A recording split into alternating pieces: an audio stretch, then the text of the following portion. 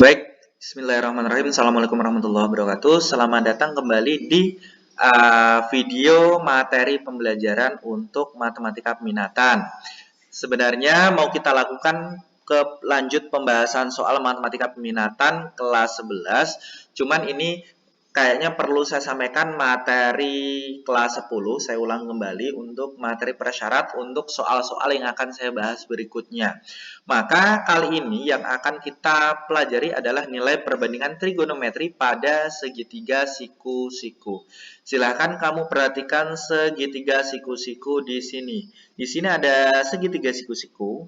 Sudut siku-sikunya berada di sini yang saya tunjukkan di kursor dan ada suatu sudut. Sudutnya di sini misalkan sudut alfa. Ini nama sebuah sudut saja ya. Ya. Dalam untuk perbandingan trigonometri ada beberapa hal yang kita harus ketahui terlebih dahulu, yaitu sebutan untuk sisi-sisi yang berada di segitiga ini terkait dengan sudut yang kita ketahui di sini. Dalam ini sudut alfa ya, yaitu contohnya ini. Maka sisi ini kita sebut sisi depan atau kita singkat dengan D karena dia berada di depannya sudut ini. Jadi kan sudutnya kan ini ya. Nah, ini kaki sudutnya kan. Nah, ini kan menghadap ke sana. Maka ini yang depannya atau kita singkat dengan D. Kemudian yang berikutnya sisi miring atau hipotenusa. Miringnya kita singkat dengan mi saja. Yaitu sisi yang berada di depan sudut siku-siku. Ini kan siku-siku ya. Berarti depannya kan sini. Nah, jadi yang di depan siku-siku itu disebut sisi miring. Ya, seperti itu. Meskipun nanti dia nggak miring, ya posisinya nggak miring, tapi yang penting dia di depan siku-siku tuh nanti miring. Jadi kalau depan sudut itu depan, kalau ini depan siku-sikunya miring. Bagaimana dengan sisi yang lain yang tidak di miring, tidak di depan, maka kita sebut sisi samping atau kita singkat dengan sa. Seperti itu. Ya, setelah kita memahami yang ini, maka yang berikutnya, coba kamu perhatikan segitiga ini. Ya, kita akan mengidentifikasi mana yang sisi depan, sisi miring, sisi samping yang mana. Coba perhatikan. Ini siku-sikunya di sini, sudutnya di sini. Di manakah sisi depan dari segitiga yang biru ini? Maka dia di sini. Kan di sini ya. Beta kan di sini kan beta, ini namanya beta ya. Di depannya kan berarti sisi depannya sini D berarti. Di mana yang miringnya? Nah, siku-sikunya di sini, maka miringnya di sini. Di sebelah mana sisi sampingnya? Berarti ya sisanya yang belum, berarti di sini. Paham ya? Kita harus bisa menentukan mana yang miring, mana yang samping, mana yang depan. Nah, maka kita akan mendapatkan nilai-nilai perbandingannya yaitu sinus, kosinus, dan tangen. Ini kita pakai yang alfa saja ya. Cuman sebagai contoh saja. Sin alfa itu adalah perbandingan antara sisi depan, jadi perbandingan panjang sisi depan dibanding dengan sisi miring, demi. Kalau cos perbandingan antara sisi samping dan sisi miring, berarti sami. Tan perbandingan antara sisi depan dan sisi samping. Jadi kalau kita mudahnya, sin cos tan itu demi sami desa. Seperti itu ya, demi sami desa. Sin itu demi, cos itu sami, tan itu desa.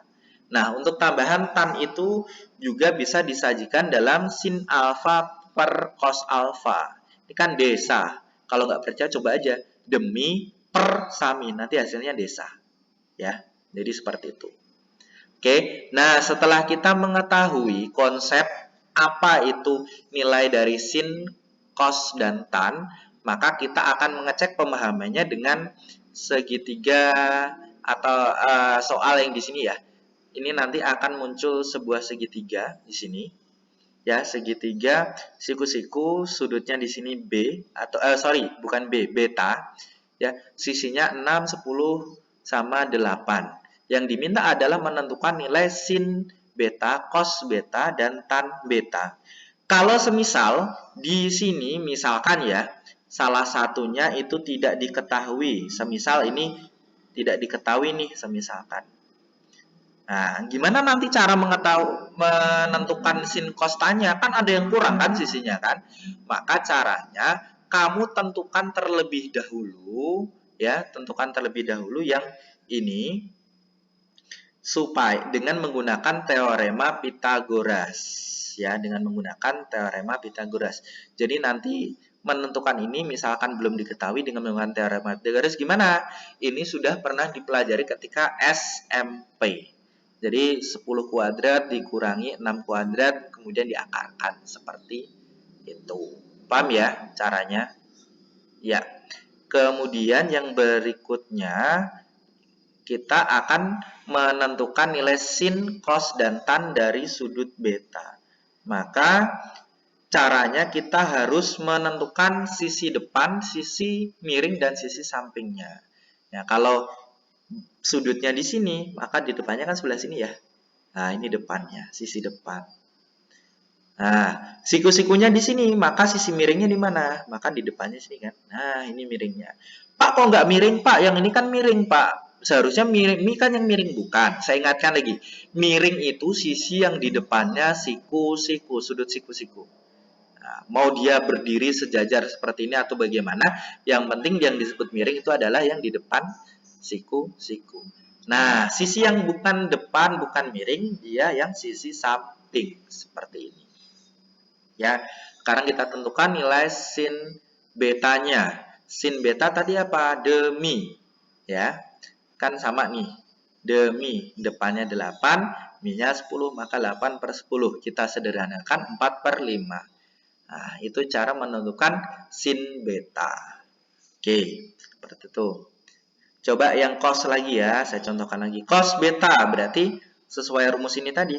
Cos itu sami, berarti sa-nya 6, mi-nya 10. Berarti nomor 10 disederhanakan 3 per 5. Ya, seperti itu cara menentukannya. Kalau kalian sudah cukup paham dengan sin, menentukan sin beta dan cos beta, silahkan kamu coba tentukan yang tan beta sendiri. Ya, di post dulu videonya boleh. Terus nanti di play lagi untuk mengecek jawabannya. Ya, untuk yang tan beta ya, bagaimana kita cek? Ya, tan beta itu adalah D sa. D-nya adalah 8, sa-nya adalah 6, maka disederhanakan menjadi 4 per 3. Itu saja hasilnya. Oke, itu yang saya sampaikan untuk nilai perbandingan trigonometri pada segitiga siku-siku.